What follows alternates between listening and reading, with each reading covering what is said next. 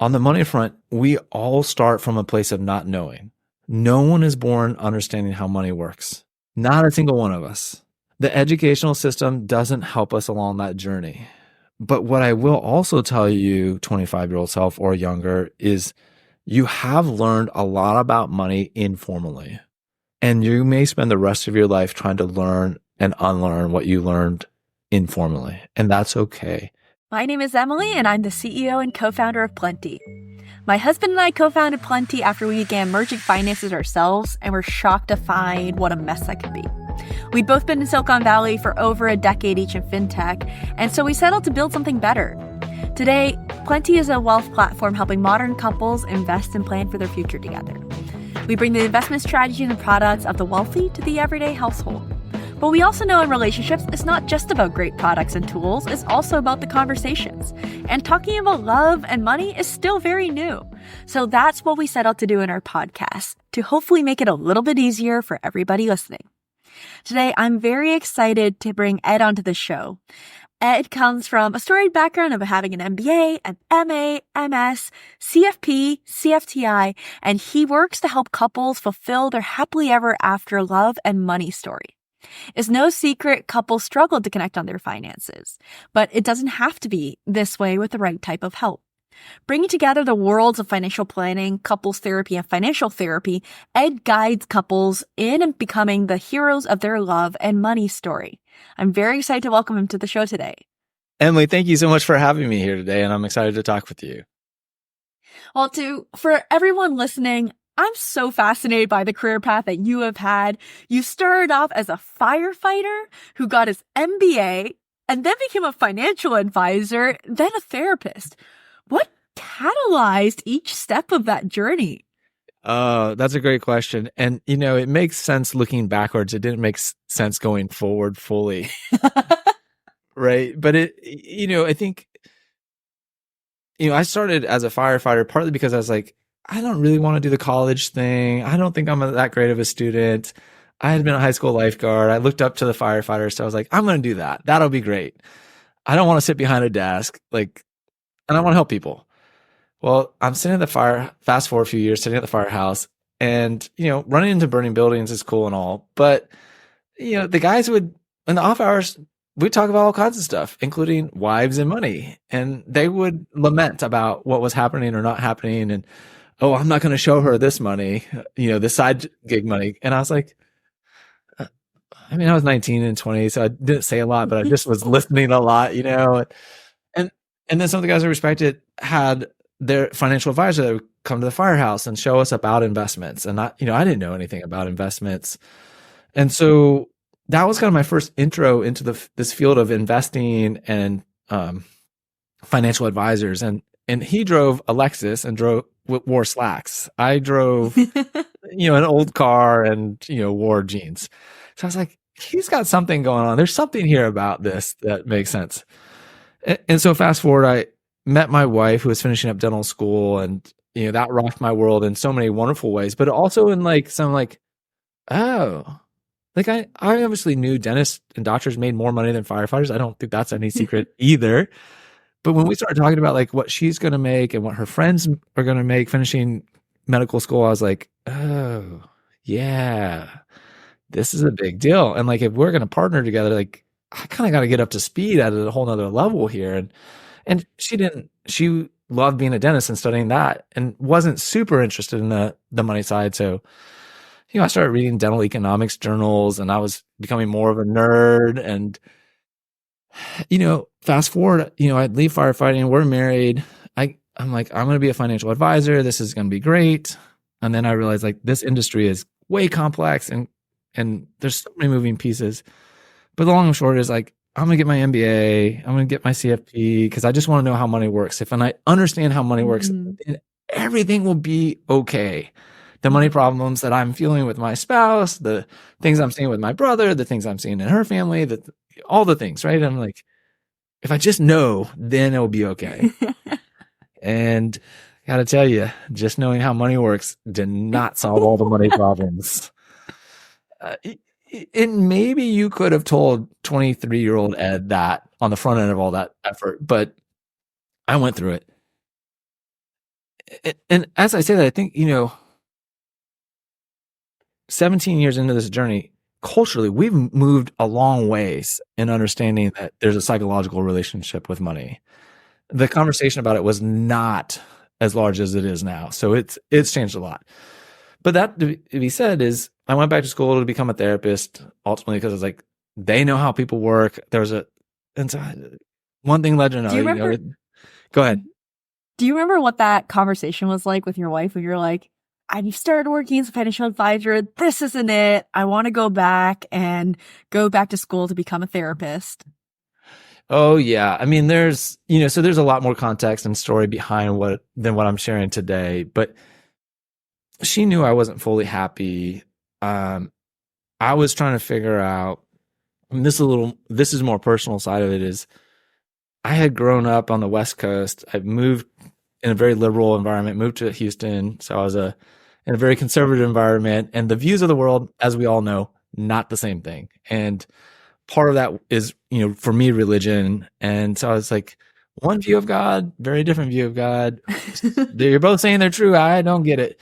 So I actually ended Right. up in a seminary where I studied religion and psychology to get so yeah, it's messy, but I was trying to figure some stuff out. And um the conversation, I don't remember the distinct conversation, but I don't remember it being shocking. And I think it was at that point where this is part of that love and money story, is that I would maybe be a stay-at-home dad when we were ready for kids. And so kind of the way my pitch was like, I found this nights and weekend program.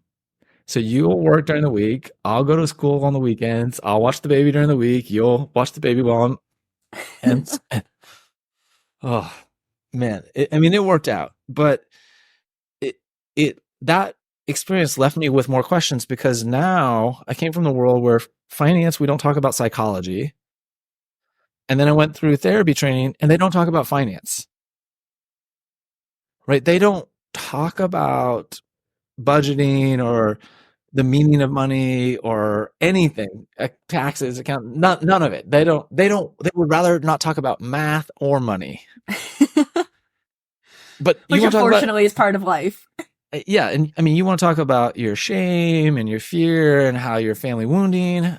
Oh yeah, we can talk about that all day, but we're not going to talk about money.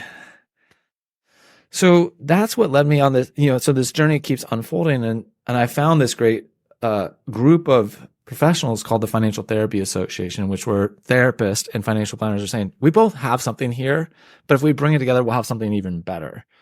Yeah. And so that's really what I'm passionate about. And I went from never thinking I would sit behind a desk and never really go to college to a third graduate degree in financial planning, researching and understanding people's psychological relationship with money. And so now, I get to bring those worlds together and really understand what's that deeper psychological explanation for why couples struggle to connect around finances. One thing that strikes me is you started off trying to understand money and how it works. And then you went to understand how people work. And now I bring that together for couples to understand how each other works a little bit too. And, one of the things I'm so curious about is why do you think it's so hard for couples to talk about money? Yeah. We're complicated critters, us humans. And the financial system is complicated and made up of many moving pieces. And so, when we look at many moving financial system pieces and many human moving pieces and put it together, it's a recipe for mess, right? So, okay, that's a little abstract. But more practically, what I like to talk about is you grow up in one family, in one culture, in one house, and have a whole set of money experiences that lays this map in your mind about the meaning of money and relationships. Your spouse could literally grow up in the house right next door to you, even be the same culture, religion, social class as you, and have fundamentally different experiences with money. Right? This literally happened to me for a couple I was talking with recently, where they're both like, we're both Asian American. We both grew up in the same church. We both grew up very close. Our families have the same immigrant story. But they had never really actually connected that their parents operated around money very differently. Right? One was very planned and methodical and thoughtful, and the other was more chaotic and sporadic. But they thought because they had the same shared backgrounds that it should just be working. They were confused. Why is it not working?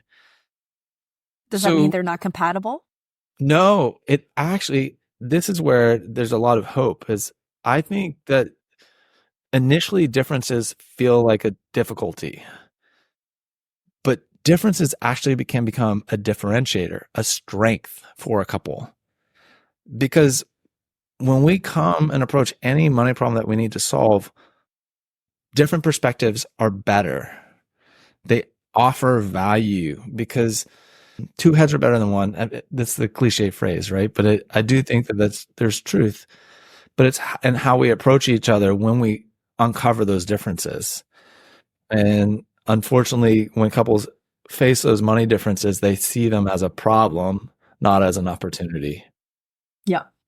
Yeah. I that resonates a lot. It feels almost like the ability to balance each other out a little bit. Yeah, right. And I think one of the things that a lot of people kind of connect with at some level is one person's more of the saver, one person's more of the spender. Yeah. Right. And sometimes initially they can feel kind of self-entitled, like this is the better way to be. And they'll make their whole arguments, for either position. And I'm going to poke fun at our political system for just a moment and say it's kind of like our political system, right? It's like it's the two-party system and they both think that they're right and they can't imagine the other person could have anything valuable to offer. Yeah. A saver is just the most ridiculous, absurd thing. It doesn't. I don't think it gets that extreme for too many couples, but it's in degrees. Everything's in degrees. Yeah. And so when I'm working with couples is to help them understand that one, they're oriented in that particular way for a set of reasons. And many of those reasons are part of their lived experience, what they've seen and experienced, and how they've decided to organize themselves around that. Now, those decisions may have been made pre-consciously. They didn't consciously choose to become a super saver, but they lived through experiences that said, I need to be a super saver. Right? Some learned, like, there's no point in saving at all. Might as well live for today.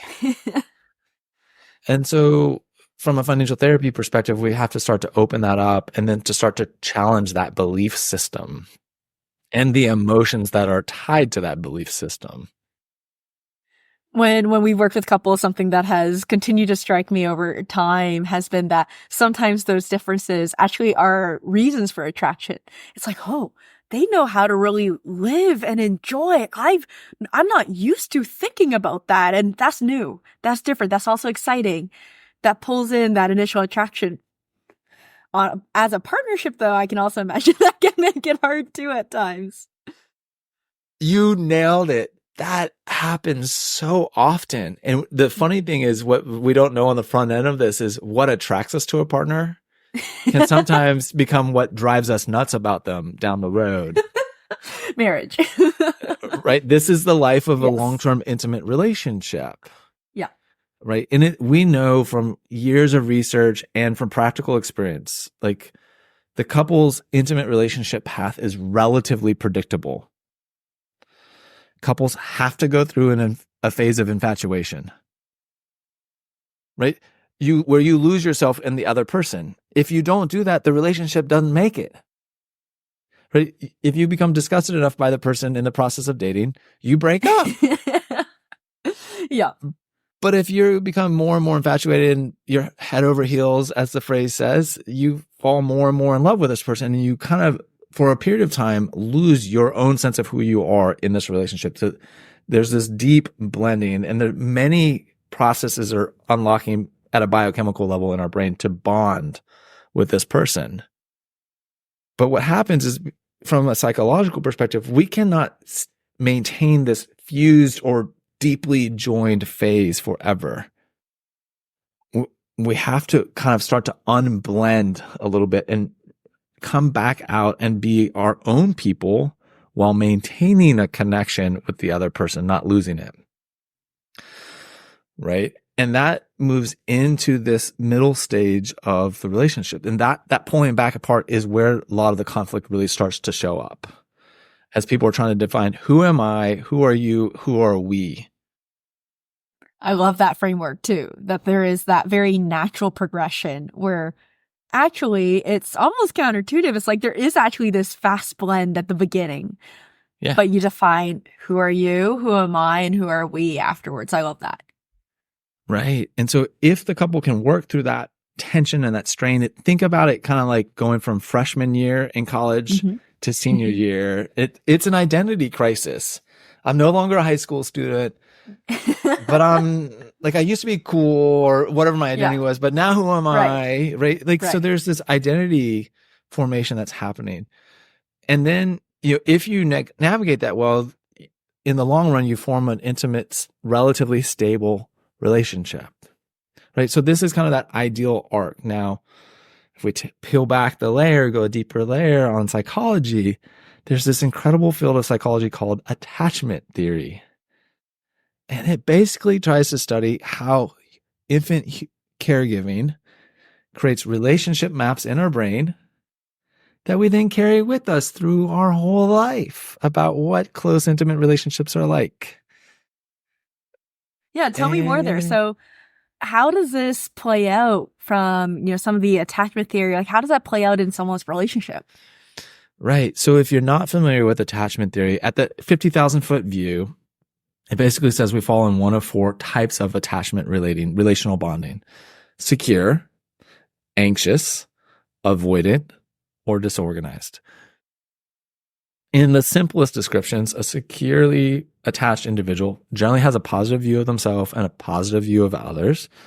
And when they're in a close, intimate relationship, they generally expect to be cared for and be given autonomy. So cared for together, autonomy, separateness, both of those. If there's relationship distress, they expect that it'll be worked through and taken care of. It might be uncomfortable, but we'll get through it. If things are going good, I kind of expect you'll show up for me and be like, hey, congratulations. I'm so excited for you. If you move over to the anxious patterns of relating, you generally have a positive view of others, but a lower view of yourself. You're wanting others to meet your need, or you might feel like you have to meet others' needs at your own expense a lot of the time. You might be threatened by your partner's success or status. This guy knows that one well, right? Because my wife was a dentist. I am not a doctor or dentist. Right. Status difference. She says, I love you. I care about you. I'm like, that's great. But you still have status. Right. Right. And who, me? And from a values perspective, look, I have no problem with women or my wife making more money, having more social status than me, but like getting my brain to reconcile that has been more of a trick. So that's the anxious way of relating. And so they're really kind of more likely to draw in. And if you're not available, feel distressed when you're not available to them. So from a money standpoint, it's like either I don't want to tell you what's going on because I'm afraid of being rejected or being seen as less than. Right? Or I'm having a hard time trusting that you'll fully be there for me when I need you. From a relational or maybe even a financial standpoint. If we go on the other end of it though, our avoidantly attached friends don't really love close intimacy connection. They would rather have more of the autonomy side of things. They see themselves more self-reliant and self-sufficient, and to see others as like, stop being so needy. Right. And so financially, I think the way that starts to show up is like, I'm going to do me and you do you, and I'll take care of you, but I'm not expecting you to take care of me. Yeah. But like, also we'll get frustrated if you can't take care of yourself in the way that I want you to take care of yourself. Yeah. Right. And then our friends that are in the disorganized category, they really have very conflicted relational experiences. And so what's important to keep in mind is that these are not good or bad. They are in context what we've experienced in our life, and they're adaptations to the way relationships were experienced throughout our infancy and childhood. The good news is that people are listening, they're like, oh my gosh, I'm insecure, I'm anxious, maybe I'm both. Oh my God. Yeah. I thought I was listening to a money podcast. Now I'm like going to cry. Now I'm thinking about my childhood. Now I'm thinking about childhood. Yeah, my mom. Oh, my mom. and my dad. Oh, God. I knew they screwed me up. I'm going to call them right now. You need to listen to this. No, please don't call your parents and tell them that Ed said that you screwed them up. That's not what I'm saying. But like, in all seriousness, right? We know a large percentage of our population struggles with relational security. The research is very clear that about 50 to 60% of the population is secure, which means about 50 to 40%, I'm messing up my math, is somewhere on the, about half and half, right? Depending on which population, which group, we can ebb and flow a little bit. But relational security is highly related with financial security. And that felt sense that we're in this together. Right. And so that's why I'm so focused on advocating for people knowing about attachment theory, learning where their attachment history is, and then learning about how do I form secure relationship patterns. For each of those 4 attachment styles, are there certain childhood experiences or certain ways that our parents might have been that increase the probability that you are one of those 4? Oh, yeah, absolutely. Yeah. So there's very common patterns of parenting with those characteristics. So let's see if we can describe that a little bit, because attachment is about the emotional relational bonding, my ability to understand who you are, anticipate your needs, be responsive to them in appropriate ways. Right. So you would imagine a parent that, and there's no perfect parents out there, right? So the other thing to keep in mind is you don't have to do this perfectly, but if often enough you're able to hear the crying child and respond with empathy and say, oh, I see you're so sad. What do you need? How do I help you get comfortable? Instead of, what's wrong with you? Stop crying. Right? That's a dismissing response. What the child then is going to go either one of two ways: towards the avoided side. I'll just shut down that I have any needs because they're not going to get met. Or I'm going to cry more, become more clingy to try to get you to respond in a way that I need you to respond. And I'm describing it as if it's a conscious choice. It is not a conscious choice, right? Children I like to say it's more reflexive, right? Like, why does one child move towards the avoidant side and one child move towards the anxious? I don't know. But the same stimulus, the same parent can evoke different attachment patterns, right? And so if you have a parent that is pretty continuously dismissing of your emotional needs and minimizing, you are much more likely to end up on either the anxious or avoidant side. If you have a parent that is perpetrating physical violence or sexual violence, or if they're struggling with significant mental health issues or addiction issues, that means the parent is not psychologically available for the child. That creates relational threat and distance and inconsistency. And that's where the insecure patterns of relating start to show up, because the parent is not reliably enough there for them, or they're inconsistently there. So this starts to get into that the research around early childhood trauma, and there's a big relationship between early childhood trauma and attachment styles. So yes, it gets kind of heavy and deep pretty quickly. But this is what I've come to appreciate and learn. These are the real factors that are really challenging couples to connect with each other at these, on the surface, seem very practical things like, hey, let's sit down and look at our budget together. Okay, that sounds good. If you feel secure about yourself and the other person feels secure about themselves, that kind of invitation is no problem. But I was working with a couple earlier today, and they both have trauma in their history. I know there's some sexual abuse trauma, and she immediately started to say, "Oh, I know you're going to judge me about getting in and looking at our budget." And fortunately, they've done a lot of work before I was working with him. And he's like, "Wait, hold on. No, that's actually not where I was going to go." But that was a reflexive thought. You're going to judge and criticize me, because that's been her experience with him to some degree. Yeah. But that experience preceded him. Yeah. Yeah. So for those clients that do have trauma and more significant trauma, one of the things that I'm always monitoring for is, how do we help you feel safe now in your body? Because we're turning to money to meet all of our psychological needs. Like at every stage of, people are familiar with Maslow's hierarchy of needs, but right, we try to use money to provide a felt sense of safety. So this is also where money replaces relational safety oftentimes. I don't feel safe in intimate family relationships, so I'm going to turn to making more money, because if I make more money, then I'll be secure, because we say money equals security.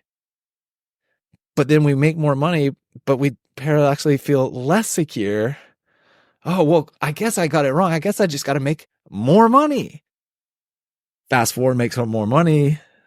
Oh, crap. I don't feel financially secure. Okay, good. I'm going to go make some more money. Yeah. Yeah. And at some point, hopefully that repeat sends you into washout, right? Where it's like, okay, I can't keep trying to make more money to get to security. There's got to be something else going on. And that's where relationship healing, self-healing comes into play. So money can become its own addiction process. All right, I've gone I don't know if this is where you want me to go, but I'm just kind of free, just putting it all out there. This is great. So. I mean, I think it's so much at the heart of why talking about money is so much more than just talking about the dollars and cents of it. It's not easy for so many of these reasons. One of the things too that you also mentioned is, you use the term intimate a number of times. And I know you also talk about financial intimacy. What is financial intimacy? What does it mean? Oh, thank you for asking. So it's the ability to feel fully safe and transparent with your intimate partner, to be able to share kind of the objective information. So what's happening from that budgeting standpoint, what's happening in our tax life, what's happening in our insurance life. But it's also about being able to share your hopes, dreams, and aspirations, and your fears, concerns, and anxieties. Maybe even those places where you feel shame around money. And that your partner can show up with empathy. Right? And so it's literally, I will have partners turn and make eye contact with each other and look at each other while they're talking about money. Right? So it's a relational experience of being seen and connected with while we're talking about money. And helping their brains recognize this can be safe and pleasurable. Right? Would you have any advice for a partner where they're having a conversation with their partner about something tough? Maybe it's a money conversation, and then they see their partner shut down. Is there a tactic or a tool they can use in that moment? Yes. So, and we've got to take responsibility for this, because it can come across as either judgmental or supportive. Right? The same words can be experienced very differently. So you've got to know, how is this coming from me to you? As you could say, "Hey, Emily, I see that you're kind of shutting down. I'm wondering what's happening for you. I may be a part of this. Would you feel comfortable telling me about why you're shutting down?" Right? And if there's enough relational trust, you might say, "Well, Ed, yeah, when you said this, it actually made me feel judged." "Oh, that made you feel judged? Oh, I can see that. I'm sorry. That wasn't my intention." Oh, right. So I'm just doing a little monologue with myself and you. Yeah. Yeah. Right? Yeah. That's great. Versus it could come across as, "Why are you shutting down? It's just numbers. Yeah. Come back to the table." Right. It's not that big of a deal. Right? That's a lot more abrasive. It's far more abrasive.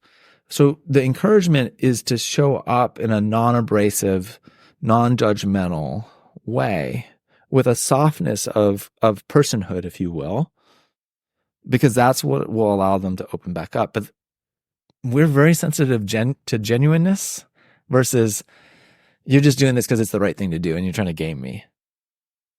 Right. And nobody wants to be gamed.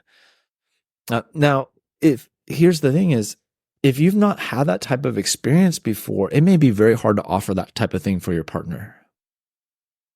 So part of this process is also building self-compassion for yourself around money.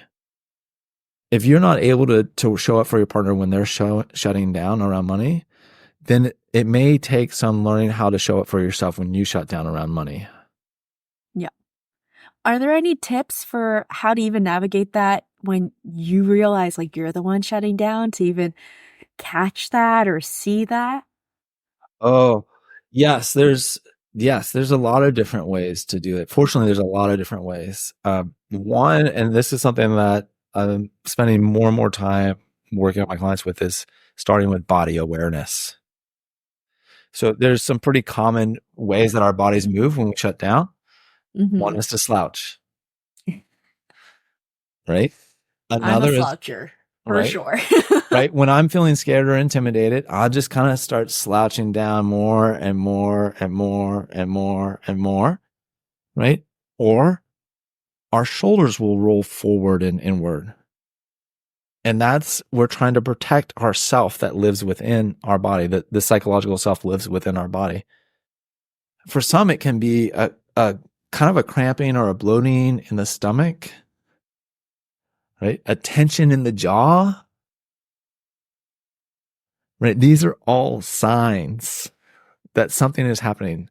So the thing that I want listeners to hear is our physiology, the movement in our body, is faster than our emotions, and our emotions are faster than our thoughts.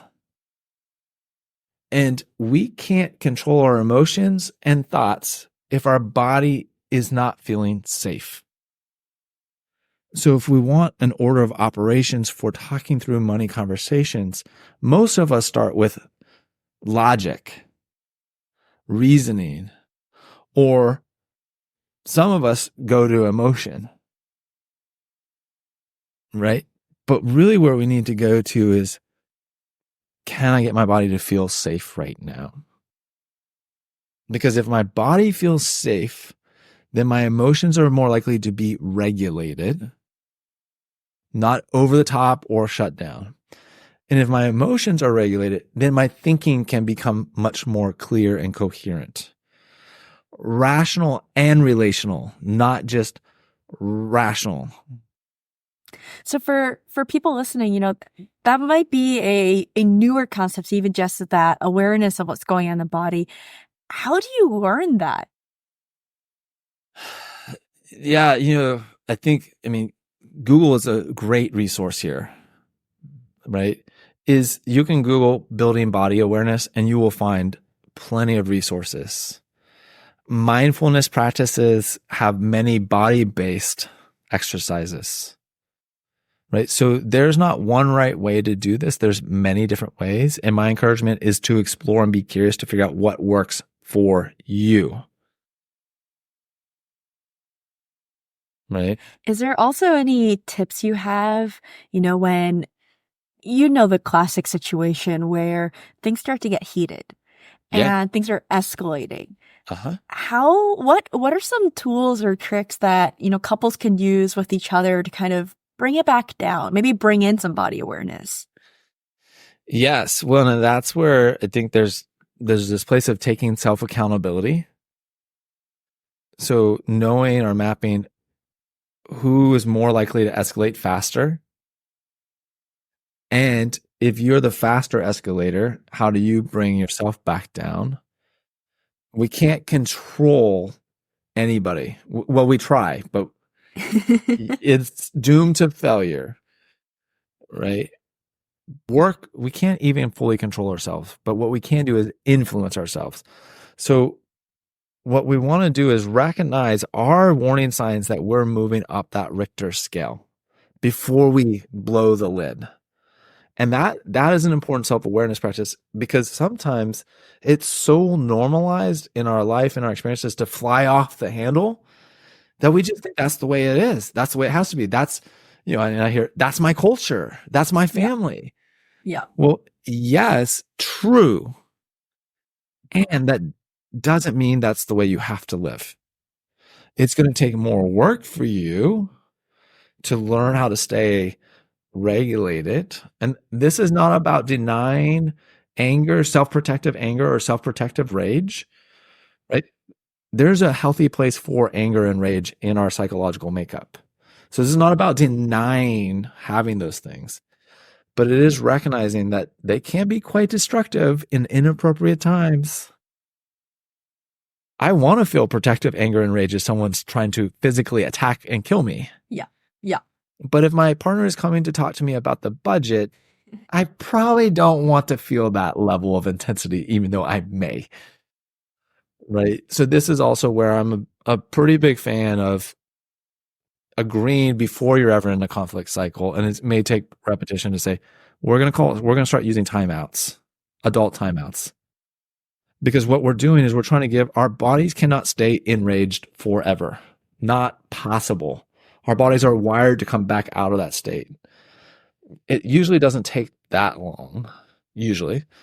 So if we can give ourselves that 10, 15, 20 minutes, an hour overnight, if you need to let your body come back down into what's called, and I would highly encourage listeners to look up the window of tolerance. It's a beautiful visual that talks about emotional regulation and what happens when we get out of this window or range of emotional regulation, right? I'll follow up with you for a link too that we can pass on to everybody in the show notes. Yes. So, I think practically we want to remember our bodies, when they become dysregulated, we cannot solve the money problem. So the number one task is to get ourselves re-regulated. If we're struggling to do this on our own, that's where financial therapy or working with a therapist is very important, because there may be very legitimate other psychological processes or experiences that you need help working through so that you can work with this reactive rage or anger. So after everything you've learned about humans and how they work, or money and how that works, would you have a few things that you would tell yourself if you could go back in time and speak to, call it 25-year-old Ed, and lessons or wisdom you wish you could pass on to him? Yeah, absolutely. You're going to be okay. Right. And because I didn't fully know this, but when I was a firefighter, I had a lot of experiences of not being okay. I mean, you're running into highly dangerous situations. Right. And so